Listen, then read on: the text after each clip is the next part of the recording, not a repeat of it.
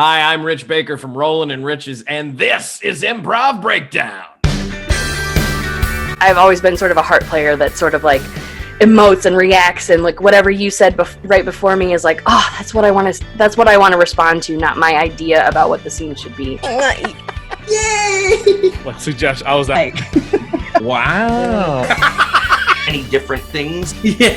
My hands. It's like That was it.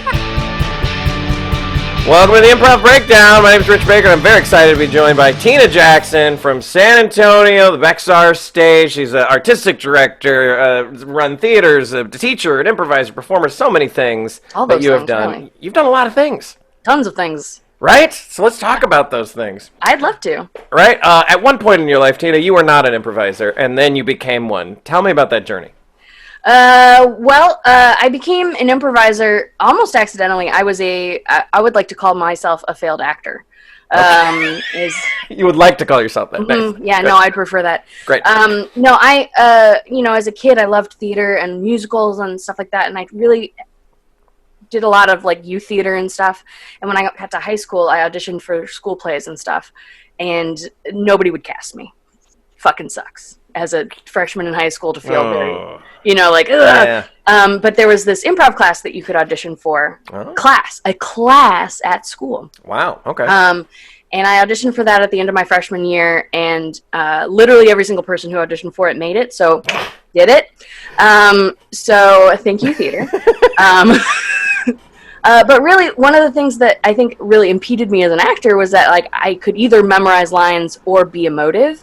And with improv, I could do both because I wasn't memorizing anything, like I wasn't in my head as much. Yeah. And so I could give that big full emotion, but I would never get the lines right. And so I fell into improv because I sucked at acting, Wow. but I really wanted to do it. And so I found another outlet for it. And that was in the year 2000, so I was a high school student. Holy crap. So you had a class in your high school, and this is in Ohio, right? It was, in Shaker Heights, Ohio. It was a one-semester class, and the second half of the year, we, studied a play. But to do the improv class, you had to do both semesters, and so people, second semester, were like, ugh, this play, and I was like, because improv was the fun stuff. People took that class for improv, but it was just the one semester, and I was like, I'm gonna try it, and I loved it. But as a teenage girl, you may imagine that a person could be inhibited by societal norms or things that girls aren't supposed to do. It wasn't at that time that I was able to really step into my voice as an improviser, but it was my, dipping my toe in. Well, and I feel like that, looking back, because I started improv about the same time, and I really do feel that that I've seen that back then women almost had the stereotype, at least in every class that I was in, that you couldn't play goofy or ugly or weird, like you had to play the ingenue or something like that. And nowadays, maybe it's just I don't even think about that anymore. Have you seen that kind of evolve? Well, I would definitely say that with myself is I've gotten more comfortable doing the big ugly body bold characters that don't really care what people think about them. Yeah. I think a lot of probably what you were seeing and probably what I was experiencing was, the fear of stepping outside that box and being seen as those things when we're just playing characters. And I think that's something that has really evolved in the last 20 years is the ability to see women like Melissa McCarthy, falling over things and being funny the way Jim Carrey always used to do. I feel like there were a lot of male comedy role models when we were growing up. And even just the difference between Ghostbusters and Lady Ghostbusters, and seeing big, crazy, bold male characters, the Will Ferrells and the Eddie Murphy and Chevy Chase and Eddie Murphy, and being bold and goofy. But there weren't a lot of, I would say, goofy women, right? Molly Shannon being the only one I can remember growing up. Yeah. That's bold and falling over stuff. And I remember Molly Shannon, she's not even my favorite comedian, but she sticks out to me in my mind because she was the only one doing that shtick in, the 90s and 2000s that I could see very publicly from where I was sitting. And now I think we've got a lot of the Amy's and Tina's who do really witty, smart comedy. Yeah. We got the Melissas and the Kristen Wiggs who do like really goofy stuff. And I Kate think McKinnon is Kate big character. McKinnon is like the fucking master at character and commitment. And like I think there's just a wider array of what we can see, and I think that's at least a factor in how women have been able to step into their voices a little bit easier since then, is because I think we're highlighting the glory of female comedy a little bit more than we used to. Yeah. When you think about the golden years of SNL, you're thinking about all the males, right? And like maybe Gilda, but you're not talking about even Victoria Jackson and like some of the lesser, I don't know, players on SNL for a while. I think it took a while for women to really take the center stage. And I think we're a lot more able to find our own voices when we're able to see the representation. I think that's true with all kinds of diversity. 100%. And I'm thinking about, like, we did have some examples, but it felt like they never really caught, because Carol Burnett, obviously in the 70s was killing it. Yes. Right? Yeah, exactly. And we loved her, but she was the only one on that pedestal. There was nobody, like her scenes didn't pass that Bechdel test. You know what I mean? Yeah. We never had two women just doing comedy. Yeah. And I feel like that's evolved a lot more. Laverne and Shirley being a little, like in a sitcom-y sort of way. But like, I don't know. I feel like the representation of women in comedy has really gotten more prevalent in the last even 10 years. Yeah. So that I think little girls who might have been more bottled up, I think are a little bit able to open up a little bit more because they can see women like them being bold and goofy, being smart and witty, being, stepping into those roles that were typically inhabited by male bodies for so long. Yeah. Oh my God! Now all my brain was just come back with all the women that like were so good, like Tracy Ullman, and people like that, who like they were good, but they didn't seem to trend, right? Yeah. They're almost like isolated. They were a little niche somehow. Yeah. It was niche. It was niche to like women in comedy for a little while. Yeah. Oh wow. Oh, how far? And we got further to go. And we've got so much further to go. Absolutely. But how far we've come. Oh, fantastic. Mm-hmm. So, in addition to being an improviser, like let's stick with the performer real quick. What is like a lesson that you've learned as a performer that you kind of wish that you were taught, like in classes? Oh man, that's a really good question. That's a really good question. I'd like to. I'll probably give a gut answer, and then I'll think about it, and I'll have a better answer for you. Totally fair. But I think one of the best lessons I feel like I was ever taught was by Bill Arnett in Chicago in a level 3 or 4 class. I don't remember, but it applies more to life than just comedy. As most good lessons do. I know. So it's the idea of that. I don't remember how it even came up, but the idea of like guilty pleasures of like, what do you like that you secretly like? And it's like, you like what you like. Don't apologize for it. It's just a fact. Your opinion is a fact. Yeah. You know what I mean? Like, you like what you like. And he said, don't be ashamed of what you like or don't like. You don't have to justify it. Like, in the way that no is an answer. It's like, it can just simply be like, I like Miley Cyrus, and it's like a guilty pleasure, and it's like, no, it's just a pleasure. Like you can like what you like. But I think it applied way more beyond improv to my actual life, and I think more lessons of that nature where it's okay to just be you, and you don't have to be anyone else. And I think I probably spent a long time trying to emulate the careers of people I admired or follow a certain path to success.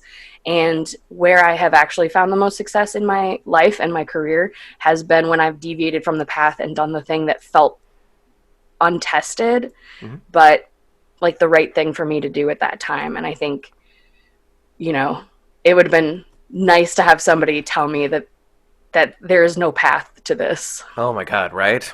Yeah. Across the board, right? Across the board. I think that goes for all matters of my life. I've done some like really crazy stuff that became some of the most valuable things that I ever did with my life. I moved to Zimbabwe, and I, one of the things we've talked a lot about is I produced a pilot on my own. I have done things that feel like, well, you should wait for somebody's permission to be able to take that next step. And I just, created a comedy festival, and it's like I moved to San Antonio, not on a whim, but within 9 months of deciding to do that, I was living in San Antonio with the idea of starting a theater. None of those things are things I saw anybody do. I just decided those were the things that I wanted to do, and I set out to make them possible. And I'm not trying to be a pioneer in all this. It was just like, there was no save the cat book on how to complete this goal of mine, so I just had to fucking figure it out, and so it feels like I've always done these things in this sort of guerrilla style of patching these two things together, and maybe finding somebody who could help me out with this one piece of something, and I've guerrilla taped my career together a little bit, but I've always tried to do what felt right, even when it felt like something nobody else was doing. And I honestly think that the most interesting people out there are the people who do that, right? Anyone who follows the formula is almost always boring to me, right? And rarely successful.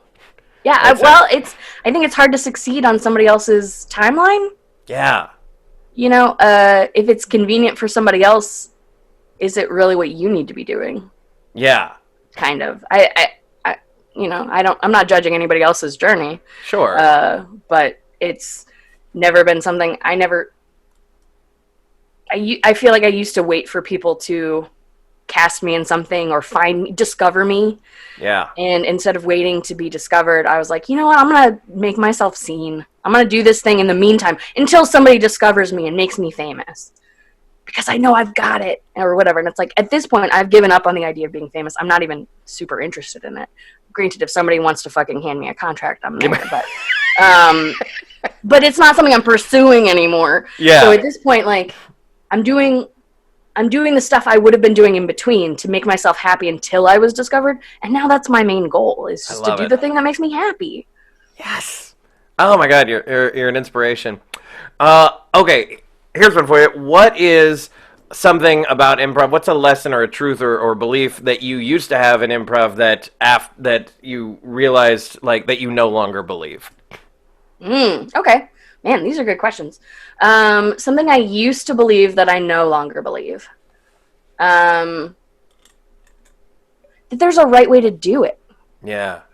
I think for a while, at my theater, we talk a lot about, we're in discussing different types of improvisers. We categorize head, heart, and X factor kind of players as a teaching tool to help our teachers identify ways to move students forward for them, not in some sort of formulaic way. But I've always been sort of a heart player that sort of emotes and reacts, and whatever you said right before me is that's what I want to respond to, not my idea about what the scene should be. But for a long time, I think I played very much in my head, trying to find the right way to the end of the scene, or the move that they wanted me to make. Again, it's more about perception of what do they want me to say right now? What, how do I play ball in this scene the correct way? And again, I think it goes along with just finding your own voice and realizing that what you want to add to the scene, the value that you bring, is your you-ness. And if you're trying to play somebody else's scene, you're not playing your own scene. Yeah. So I think playing improv the correct way is a goal I've given up on. That's great. To my satisfaction, it made me a better improviser because I can really just trust myself at this point. Hell yeah. And not to disparage anyone, but you and I both were at IO for a while, and I do feel that there was, whether it was intentional or not, it felt like there was you should improvise like these people. Mm-hmm. These are the people we elevate, and therefore you want to be like them. Yeah. You find your version of this, type of improviser. Are you a Jet Eveleth? Are you a Charlie? Whatever. All these people, and they're great improvisers, but I don't think any of them wanted carbon copies of themselves either. No. It was just no. I think one of the things I liked about Jet Evelith, for example, since you just brought her up, I was like, she was so uniquely quirky, and her, like, to emulate that style is like, it would be ingenuine for me to try to do it. Yeah. You know, or it would be a character that I play in one scene, not like my history of improv, because Jet is so Jet. And what I liked about the people that they kept trying to push us toward, I felt kind of pushed toward those people. Yeah, I think we all did at that time. That was like, but they're all being themselves, and like I can't be themselves. I want to be myself, and so I think there's a confusing, like it doesn't link up. Yeah, 100%. To want to be somebody else, you know, doesn't work.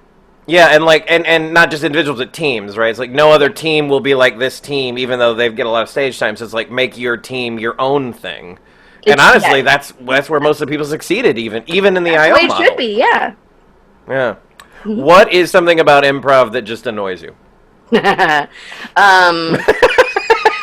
like, how long you got? I don't know. At this moment, I am annoyed by the fact that there is no improv. What annoys me about improv is ego. Yes. There's a lot of ego in improv.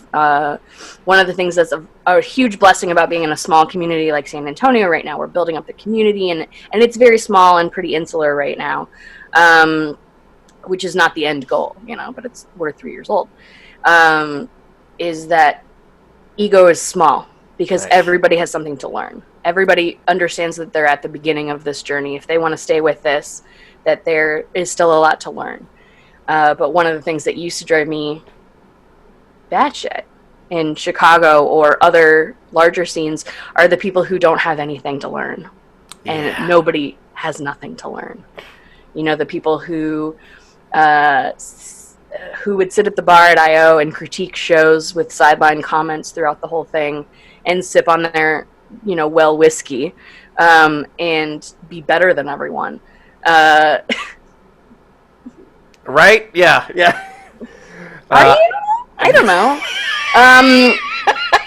And so, like, you know, I think performers of any kind, there is an element of ego, right? You put yourself at the center of a stage for a reason, whether that's personal or something that you're trying to give to the audience, you know, but there's some part of it that you want to be good and you want to be successful and you want to be looked at. So there is an element of ego to literally all of us. Sure.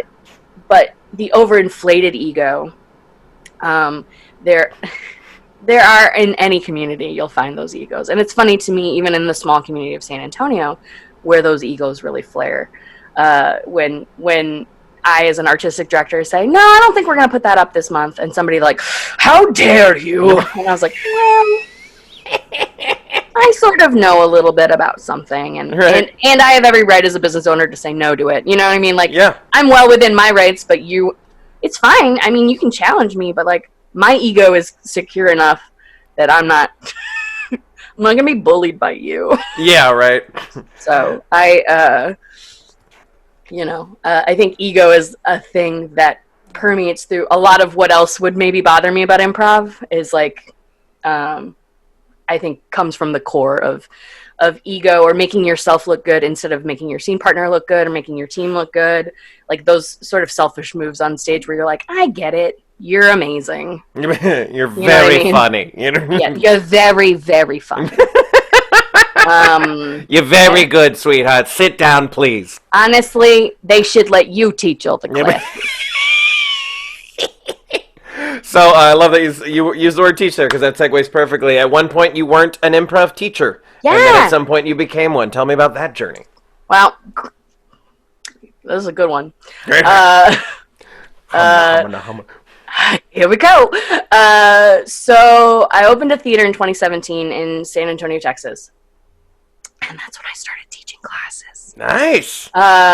Because one of the things that was true about Chicago is, comparatively to who you could take classes from, the Susan Messings, the Bill Arnett's, the Danny Moras, the people who had been around for a long time and really, you know, some of them knew Dell. Some of them had written the curriculum that we were teaching. You know what I mean? Like they were institutions. So who the fuck in Chicago is going to take a class from me, who learned things several years ago and have been performing regularly at festivals and shows in town at the playground. And you know what I mean? Like, who am I next to the Chicago community to teach some of these classes? And I didn't feel like I really had an opportunity there. That's part of the reason I wanted to move on from Chicago. And so I taught workshops at different festivals as I had toured and traveled. So I wasn't like brand new to teaching, but I never did it on a regular basis with a curriculum in an 8-week sort of setting until I had my own theater. And so there was very much in that regard an insecurity in me when I opened classes at Bear Stage. And I don't think I told anybody this at the time because I didn't want them to not have faith in me. I was like, I know stuff, but I think I'll be okay doing this. And a lot of it I really figured out as I was doing it, is that I'd written a decent enough curriculum and I had some confidence in it. I got some good responses. I got some things that I was like, okay, well, maybe there's something I need to work on with this exercise. What's another way I could explain this or whatever? And I mostly learned at my theater as I went. But, you know, coming from taking a ton of classes in Chicago, being on the road and game talking with a lot of amazing improvisers from around the country, like I had a fair idea of what I wanted to do. I just wasn't positive until I had a couple classes under my belt that I was going to be able to do it. Nice. But that's another thing I feel like I did outside the mold is, you know, I taught myself to teach by just being confident enough in my experience. I'd coached a little, I'd taught a little, but not a curriculum and not for 8 weeks and not with the intensive note schedule of like trying to build these students from a level 1, nothing, no improv experience to being able to put on like a graduation type show or, so there were a lot of challenges that came with that. And I've told that level 1 class since then, I was like, ooh, the guinea pigs that you were! I should not have charged you. You taught me as much as I could have possibly taught you, and you know, and to my great honor, a lot of those students are still around. So it's fun. You know, it's fun to look back on that now. That half the class is still like a pretty active within our San Antonio scene, and to just be like, did you know I didn't know what was going on? But I mean, and isn't that kind of the thing? Is like you can't know how to teach until you teach. Yeah. But that wasn't something. You know, it was not something that it was an opportunity anybody handed me. It was an opportunity I created and then had to sort of step into. Yeah. And you know, there was a big risk, I think, in like, what if I sucked at it? Yeah. And I don't think I do. I have found so much joy in teaching, and I know that I'm good at it. And I also sometimes a student will ask me a question, and it'll stump me, and I'll be like, oh, fuck, I'm gonna have to think about that. Nobody ever asked me that before. I don't have a ready answer. Let me think about that. What if we tried this exercise mixed with this one? Yeah. And we'll see if that works. I have no fucking idea. But I also, at this point, do feel confident enough in my teaching to sort of be like, nobody's ever asked me that before. Let me think about it. Yeah. Whereas in my first probably level 1 class, I might not have said, I don't know. Yeah. Because I was trying to project this confidence. I remember at one point when I was teaching that one of my students said to me after class, he was like, Tina, you know we like you, right? And I was like, yeah. And he was like, we trust you. You don't have to prove yourself to us. We know that you know what you're doing. And I was like, what? Okay. But it like checked my attitude, my ego. And I was like, okay. Right. I don't have to prove myself. You know I know. So I should just relax a little bit more. Yeah. And it was like it felt kind of rude in the moment. And then when I thought about it, I was like, that was just an ego check I deserved. You know, it's like, okay. If I'm taking a weird ego into the classroom of like, okay, guys, I know what I'm doing. Let's chill it. Yeah. Well, and I love that, and I think that is something we should be teaching teachers a lot, or really anyone, is that I don't know is a perfectly okay answer. I don't know, I'll get back to you. Yeah. Because I think that's where, for me, where I've learned a lot about teaching has been primarily in the classroom from my students, but then also, in the metaphorical teacher's lounge afterwards, or when talking to other experienced performers, I'd be like, if you had a student who was having trouble with this, how would you, I've never thought about that exercise. And, stuff of that nature. I like collaborating with other artists on how to make my students better. Yeah. Because I value the lack of ego where it comes to, just doing whatever is best for the students, doing whatever is best for the scene, the moment, the whatever, to put those egos aside and really collaborate is the best part of improv. Tina, are you suggesting that we should collaborate and and each other even outside of the classroom? Weird. I might be. I might have taken it into my real life. Can't do it. Can't put my work home. This interview is over. Yes, and is for the stage alone. Oh my God, I forgot how fun it was talking to you. It's been forever. It's fun. It's so fun. Time. We are goofballs. Yes, that's true. Obviously a lot of us teach, similar things and we all, steal from each other in the best possible way. But what is a quintessential Tina Jackson lesson that if someone takes your class, they're definitely going to get? They're always going to pick up on that relationships are the best and most important part of any scene. Yeah. I'm a very relationship-based teacher because I found that has been the core of my improv onstage experience is focusing on my scene partner, right? Is if you're the most important person to me in whatever way, shape, or form, however I feel it about you. The workshop I used to teach when I would tour, I say used to because I haven't toured in quite a while, owning a theater. Sure. During a pandemic. But I would teach the four tenets, and these are things that my scene partner and I created out of nothing. Nice. That are proximity, touch, hyper listening, and silence as ways to connect four different ways to connect to your scene partner.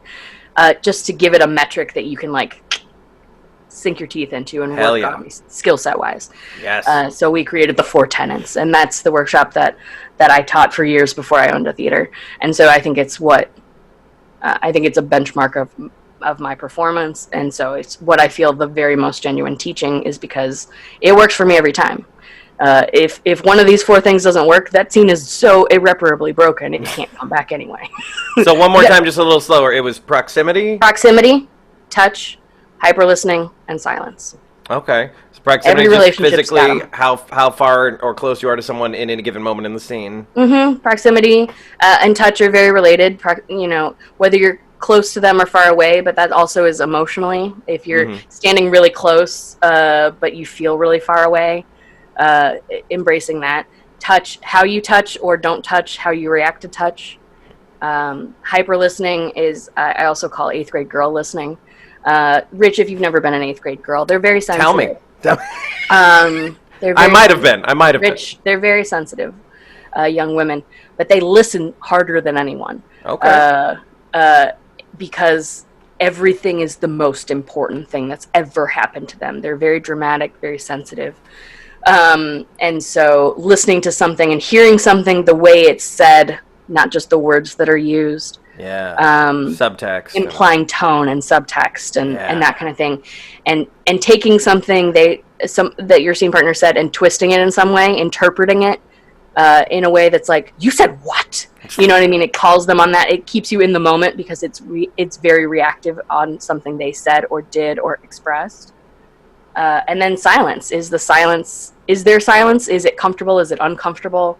A relationship on or off stage is very based in silence. Yeah. And comfort. So how you define your relationship based on those four things, and you can use two of them, you can use all four of them, you can use, whatever combination. These are just four ways to get in touch with somebody. Oh, is to notice these things. So, that's great. Yeah, I love those. Those are the Tina Jackson's 4 tenets of improvised relationships. Nice.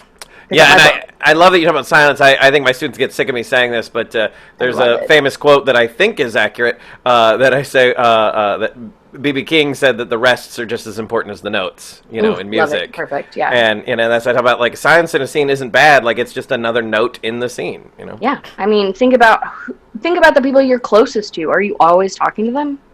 No. It's like there is a comfort in silence. And then there's also those beautiful awkward silences, which tell you everything you need to know too. You know, they're just as informative. A comfortable silence and an uncomfortable silence are just as full of information. Yeah. And I love both of them so much. Nice. So, I love embracing silence, but obviously that's something that especially younger improvisers are deeply uncomfortable with. But directing them to use those silences and letting them like live in them for a little while is something that, you know, once you've done it a couple times a couple times being metaphoric, however many times it takes for you to be comfortable with it, then you can start doing it yourself. Yeah. I don't know what word I was going for. Words. I haven't talked to anybody in all day, so. Yeah, I love how into the weeds we are. Let's keep going. Talk to me about how you teach or just talk to me about object work. Object work? Yeah, because I feel like so many of us like kind of skirt over it, and I'm just curious how other teachers like deal with it. Sure. It's not something that I have ever, in my personal improv experience, have like had a real, I think, lesson in. I think I picked up a lot of stuff along the way. One of the things I remember is there was a show in Chicago. I don't even remember what team was performing, but I saw Seth Whiteberg in a show, and he wrote somebody a check, and he pulled the check out of the checkbook so delicately, the way you pull a check out of a checkbook. And it wasn't just hand somebody a check. It was like, there was a perforation, and he pulled it, and it was delicate. He put this back in a drawer that I could almost see the handle on. And I did take a workshop with him because I saw him pull a check out of a checkbook. And I thought it was brilliant. But aside from that, like, I don't have a lot of formal training, and it's not something that really like worked its way in a formal way into the curriculum that I have at Bear. But it's something that we always end up covering in level 1, 2, or 3 somewhere. Yeah. As people are like, I don't know what to do with my hands. It's like almost a pop-up lesson. Where we, one of the best things that Seth taught in that workshop was about weight, giving something weight. And I hadn't thought about that. I don't know. I've just never, when I would try to do something, like, I think maybe I subconsciously thought about it, but like giving something weight or realizing that door handles, I mean, it's hard to do on a Zoom call, but like door handles aren't up here. And like we reach for door handles like with our straight arm. And I was like, no, that's not where they are. They're down, like just realizing where things really are, and like practicing with your fridge, like the common object work that we do all the time. Standing at your fridge, holding a glass or a can, like understanding whether you're holding a bottle of beer or a can of beer, like just the difference in where you hold your thumb, and giving it weight. So like I've got a lot of techniques, but I don't know where it fits in a curriculum, honestly. Fair, yeah. So it never really made its way in, but I love whatever the day is that we sort of break down and be like, you know what? Object work day. It's a floating thing. It just appears where it appears. Where it needs to. It appears where it needs to, instead of like, today's the day you're going to learn this stuff. It's like, you know what? We need object work today. And so sometimes it comes where we're working on like stage picture stuff to make the stage picture more interesting, instead of just talking heads, Yeah. But I always like that, because it's sort of it becomes kind of a fun activity when you discard some of the curriculum for the day and say, you know what, we're going to do something else instead. The class goes, ooh.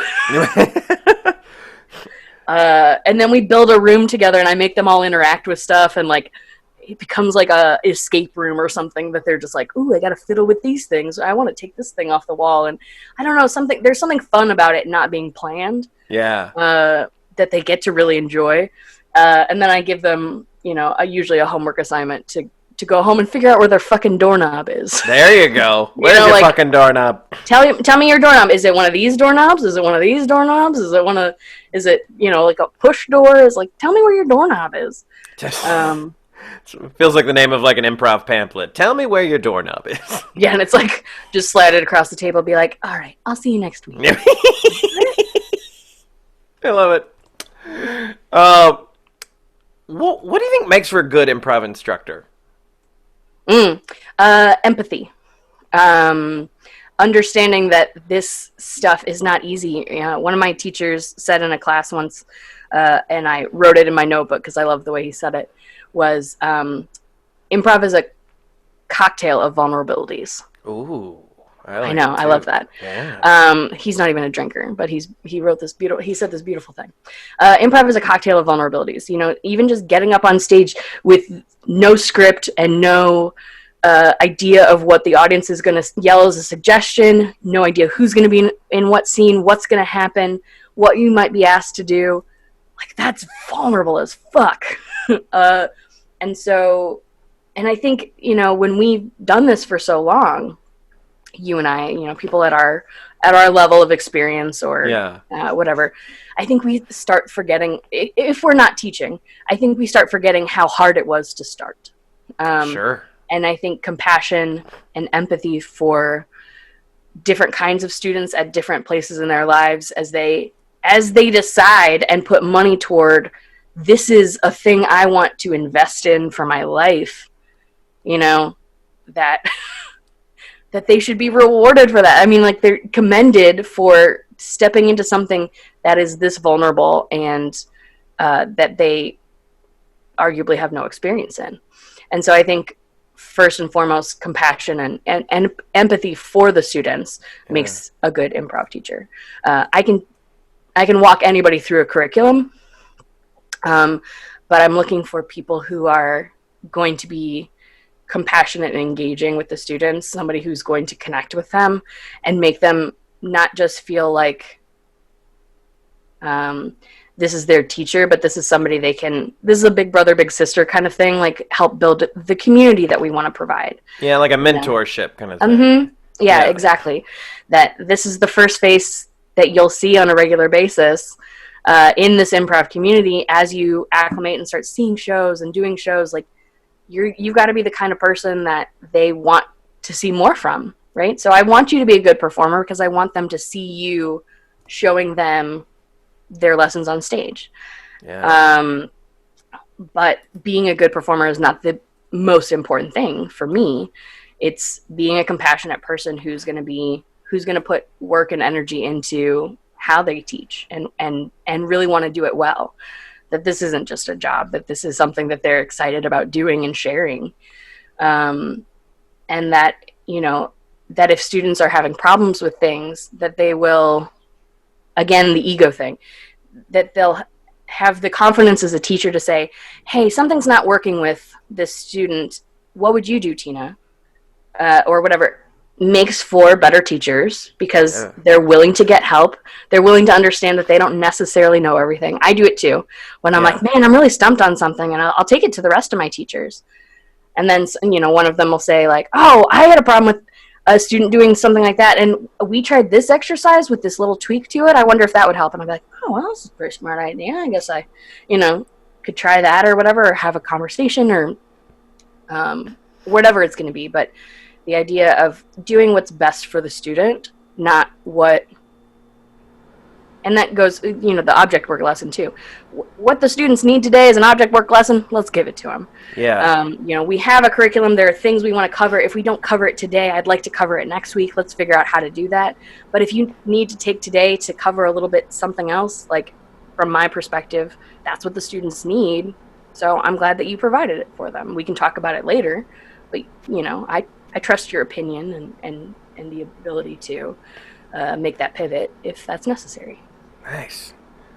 So you have a very interesting journey, and I don't even know all the components of it, but you started in Ohio. Mm-hmm. You were in Chicago for a while. You're in San Antonio now. I had no idea. You mentioned Zimbabwe earlier. Like, I didn't even know about that. Like, what was your impetus to leave Ohio? And then, like, can you talk to me just like how you went from one part of the world to another? Sure. I'm from suburban Cleveland, Ohio. And so I lived there for 18 years, and I went to college in Grand Rapids, Michigan, where I think came to our comedy festival. Yeah, the Big Little. Grand Rapids once, right? Yep. So the first comedy festival I ever ran was in Grand Rapids, which is where I went to college. And it was simply because I wanted to spend a weekend with my college friends. And I thought, well, while I'm here, there it is. I might as well rent a theater and have a comedy fest. I mean, if you're going to be there. Simple enough. I've been to a few comedy fests. I think I'll run one. Yeah, how hard can it be? Come on. Right? This is who I am. What the fuck is the matter with me? Anyway, so, but before, I ran a comedy festival, I was just in college in Grand Rapids. I ended up dropping out of school because I wasn't, the thing I loved most about school was my improv team. But I wasn't attending classes. I wasn't being a good student. I was being a good person. I was really growing a lot as a human. But I wasn't doing it educationally. I felt really guilty for spending my dad's money to not go to class. So I thought, I'm going to take a break. And I found a sort of a missionary program to go to Africa, which is something I'd always wanted to do. And I was like, this is a perfect finding myself time of my life to take sort of a gap year and go on this mission trip to Zimbabwe. My mom, not so crazy about me going to Zimbabwe. Fair. And basically put a kibosh on that whole thing, but I'd already dropped out of school, and I was like, I don't know what the fuck to do with myself now. I ended up moving back home, and a different opportunity arose a couple years later for me to go to Zimbabwe on a more abbreviated mission. So I lived a summer in Zimbabwe, nice. Building a school. Oh, wow. Not the kind of missionary where you knock on your door and say, have you heard about Jesus? Hello! That ain't me. But the service aspect of things. That's great. So I did that and basically came back from Zimbabwe and moved directly within 2 weeks to Chicago. Because you knew you wanted to pursue improv? Yeah, and that was always the plan for that summer, and then this Zimbabwe thing kind of came up last minute, and I delayed my move by a month and went to Zimbabwe instead for a little while. But it gave me, I think, some great world perspective. Yeah. On, even just poverty. I mean, just experiencing something in a completely different world, being immersed in a culture that's completely foreign to you, and adjusting and humbling yourself enough to, I guess, realize what all you don't know is one of the most validating and important experiences of my life. So. Wow, that's great. And so completely unrelated to comedy. Well, yeah, but I mean, it's all connected, right? Like, it made you who you are. Makes me who I am, yeah. Yeah. And then how long were you in Chicago? 10 years. Oh, wow, okay. Yeah. 10 years in Chicago. Studied at I.O. I did stuff at Second City and Annoyance and Comedy Sports in very smaller amounts, and mostly operated in Chicago as an independent artist. Yeah. After I left my Herald team. After my Herald team left me, if I'm honest. You were on an IO Herald team? Yeah. I was on one of those that I was like, oh, this isn't working. Like, putting a bunch of people together who someone else thinks might work together, that's not a great formula. No, it wasn't. Talk to me about, because I feel especially back then when we were in Chicago together that not a lot of people were really taking the ball and running with it as far as making their own projects. Yet you made your own pilot, which I watched. I was a big fan of it. I saw it. I love that. Actually, it validated me so much to have a real fan, somebody who really watched the thing and enjoyed it, not just because they were. It was good. In it, or they were my mom. Thank you. Yeah, it was really good, and I was kind of angry that this thing existed that no one knew about. I'm like, this is as good or as better as any show that's out there. Why the fuck isn't it out there? Talk to me about what it was like to just go, I'm gonna shoot a pilot. Yeah, it's a weird impetus, really. But I was a kid. I wrote my first play when I was in third grade. It was it was called D3: The Mighty Ducks Are Back Again. Nice. Because I had seen the Mighty Ducks and D2, but there wasn't a D3 yet, so I thought there should be. Yeah. And so I was always a kid who was creating material. I always had a project. Yeah. Even if it was destined for nothing. I always had a project with big dreams attached to it, things I was going to do or sell or produce or create. I always had a project. And And so, in college, I think I had the idea for this sitcom that I wanted to write, and I didn't know how to write it. I just had like a concept for it. And in 2013-ish, I think is when I really took that same nugget idea that I had in college, but sat down and actually fleshed out some of characters and just, mirrored them after people in my real life, people who I knew really well. I could write these people because I knew them. I knew their struggles, their hopes, their dreams, and then I fictionalized them, a little bit. So Ryan Williams is the character. Ryan Williams is the character I wrote for Ryan Williams. Yeah. But to build the relationships between those people who may or may not have met, and how would they feel about this thing or whatever, and really lived in that world for a little while. But I wrote the pilot, and I couldn't just have written it like it. Yeah. Right. Because I'd seen it so visually in my mind as I was writing it that I had to just see it. I wanted everybody to see it, and so I spent $1,000, and my boyfriend, later husband, was a filmmaker, so that was easy. Nice. And a damn good one too. Yeah, frankly, a damn good one. And so I didn't pay anyone, but I spent money, and and I had auditions and cast these people to play these roles. We had like one rehearsal because I had cast like my dream people, and they were all like the busiest people in Chicago. Sure. Yeah. And so like we had no rehearsal time. I was like, well, but at least they're good. And so it was, again, like guerrilla filmmaking. Everything I did was like guerrilla piece patched together and put out there. But it was, until I opened my theater, was the very proudest I've ever been is creating that pilot, because it was something, normally, one of the things I love the most about improv is how collaborative it is. And this was a thing I had written completely on my own. Yeah. And I hadn't ever had like I'd never had the opportunity to really stand in front of a group of people and say, I created this. This is mine. Everything that happened in this thing happened because I dreamed it. And it's not perfect, like if I had to do over again, I'd do it a lot differently now. Sure, of course, yeah. Because, an artist's work is never finished. But, I loved what it was, and it's very much a time capsule of where I was at the time as well. A lot of my hopes and dreams and vulnerabilities are all written in there. Yeah. With different character voices. And it was about, being lost in your 20s and having the world that you dreamed for yourself not be a world you could access. And it was about, like people trying and reaching for something that they wanted.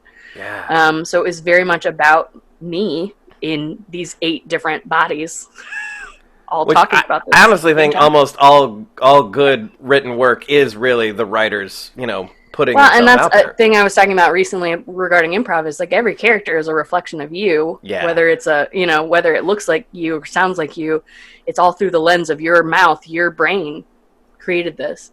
And so everything that comes out of an artist, I think, is a reflection of the artist themselves. So and this definitely is. I revisited the pilot several times because it was something that didn't ever go anywhere. It was a pilot, and it was just a pilot. For reasons, that I can see. Sure. But also, I've revisited the pilot several times because it's such a personal story, because I don't feel done with these characters. I don't feel like they're done. But, I looked at it again like a year ago and started sort of reworking it a little bit, which I hadn't done in years. But I was looking at it and I was like, man, who are these characters now? Now that I'm in my 30s, now that my voice is in my 30s, the marriage that I wanted so fucking badly in my 20s, I've had. And it also fell apart a little bit. And so what is this character that is so me gonna say now that my voice has changed? That my life is different than it used to be. My goals are different. The thing that I thought I wanted with my whole being, I don't want anymore. Yeah, right. You know what I mean? Like that. So I've evolved all these characters. So these characters that lived in my body in their 20s now live in my body as in their 30s, and they're completely different, imagined. So it's interesting. It's it was mostly just because I knew nobody else was going to give me the chance to produce it. So if it needed to be produced, I guess it was going to be me. Hell yeah. And I had a filmmaker on the other side of my bed. There you go. That never hurts. It worked. It worked out pretty good. And then you decide, you know what, that's not enough. I'm going to move to a totally different city and own a theater. What? In a state that I'm not from, I have no family in, I'm going to move to San Antonio. I remember, like, you going, I'm going to go to San Antonio. I'm like, she's not from there. Is she from there? Is she from Ohio? Yeah. How did San Antonio even come into your field of vision? I had a friend who's from San Antonio. I met him in Chicago, and we became great friends and dated for a little while and all of that. But his dream was always to get a San Antonio Improv Theater started, that there wasn't an improv theater in San Antonio. He talked about this all the time. And even though he and I are not, we're not retaining a friendship at this point, that I kept thinking about San Antonio as a city that didn't have an improv theater. And I started doing some research and looked at housing rates being so low. True. And I thought, here's a place where me as a young married person with no, I was done with Chicago, but I didn't know where I was going to go. I was like, here's an opportunity for me to use all this stuff that I know and try being a big fish in a little pond instead of a little, a medium-sized fish in an enormous pond. And see what I could do. I mean, it's something that I'd always thought about doing, but I didn't have a location in mind. I didn't feel particularly drawn back to my hometown of Cleveland. I didn't feel like I particularly needed to go back to Grand Rapids, Michigan. I didn't have a place where I needed to do that. I just didn't feel like it was possible in Chicago with the oversaturation of the market, plus prices and stuff. Sure.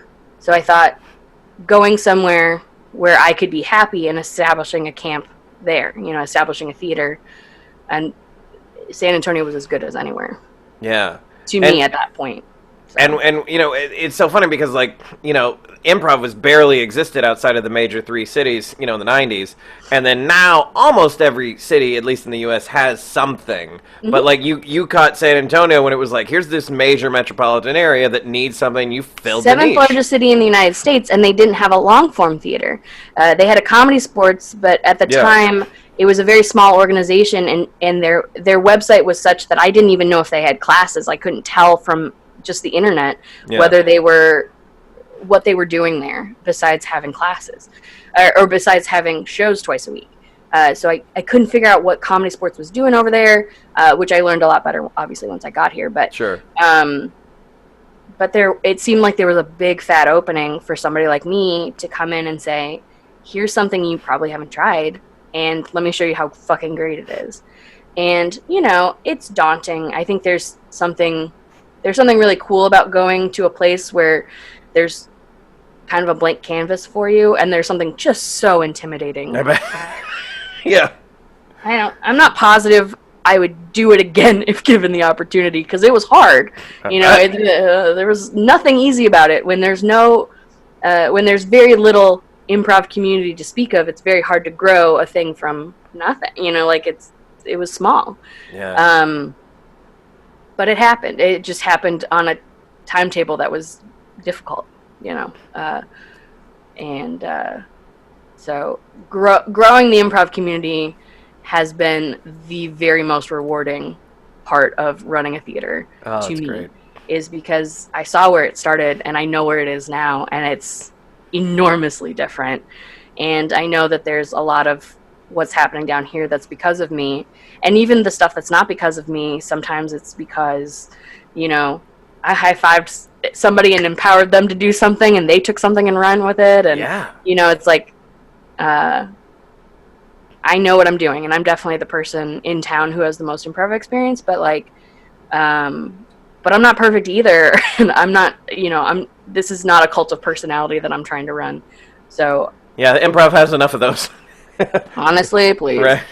So, but empowering and enabling people to step into where they're supposed to be in life, or or taking on new responsibilities at the theater, or we hadn't yet done a sort of a theme show, like a holiday show or a show that had a multi-week run that was like a theme. Yeah. Production. We hadn't had a production yet. And this kid who was in a level 3 class came to me with a pitch for a Halloween show. And I said, great, what role do you see yourself in this Halloween show? Do you see yourself producing, directing, or would you rather be in the cast? Like, where do you see yourself in this? And he said, would you let me direct? And I said, we could talk about it. He was in a level 3. I didn't have anybody else who, I felt like, oh, well, this person would definitely direct it. Right, yeah. But I was trying to get a feel. This kid is the first person who ever brought me a pitch and was like, is this okay? Can we do this? Wow. And I was like, I'd work with you on it. And he was like, and stepped into directing. And, was he the perfect director? Probably not. But you start somewhere. Sure. You gave someone their start. Mm-hmm. And so, and that was a very fun, successful production. And part of the reason it was successful was because the person who was sitting there with the pitch was the one producing it. You can't delegate passion. You can't delegate, the fire that somebody has for something. Yeah. And so if you can capitalize on the person with the idea being somebody who can run it, if you can empower and enable this person and give them the platform to do it, who knows what can come out of it. And I knew I didn't have the time to fully commit, because I'm running so many other things. I was like, I want this show to happen. This would be great. I can't sit in a rehearsal 2 or 3 days a week and really make this thing happen. If you can sit in the rehearsal 2 or 3 days, I come in at least once a week and see how you're doing and see if there's anything I can do to help you. Yeah. But, that's been the most rewarding part, is growing the community and really, even if it's not perfect the first time, to really let people step into roles that they don't feel prepared for, and then getting them ready for it. Just opportunities to learn and to fail and to grow, and that's wonderful. Yeah. I've never.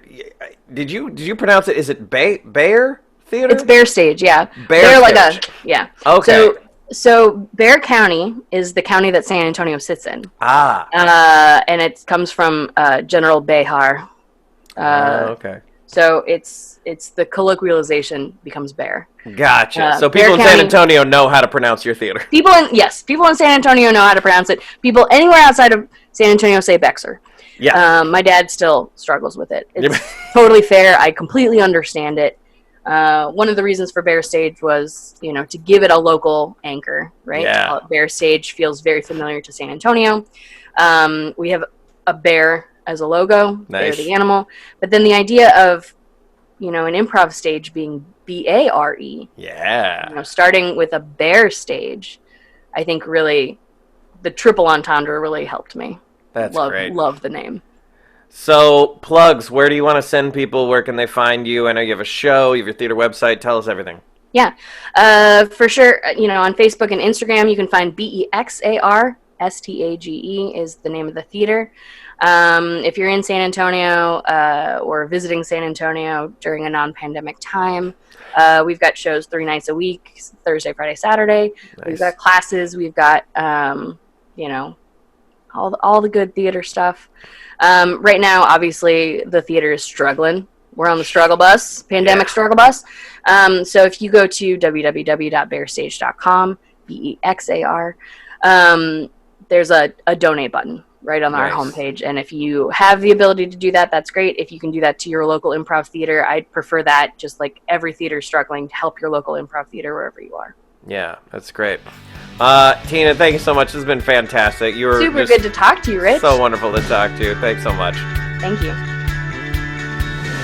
Thank you so much for watching. If you're interested in learning more about my private coaching, my classes, or my workshops, follow me at Rich Baker Coaching on Instagram or Facebook, or get on my email list, which is all that info is in the show notes below. If you have any questions about improv, please put them in the comments below. I'm going to do a Q&A episode for my 11th episode, and I would love to answer your questions. To get notified about upcoming episodes, subscribe to the Roland and Rich's YouTube channel and click the little bell icon below. Thanks, improvisers, and keep making each other look good.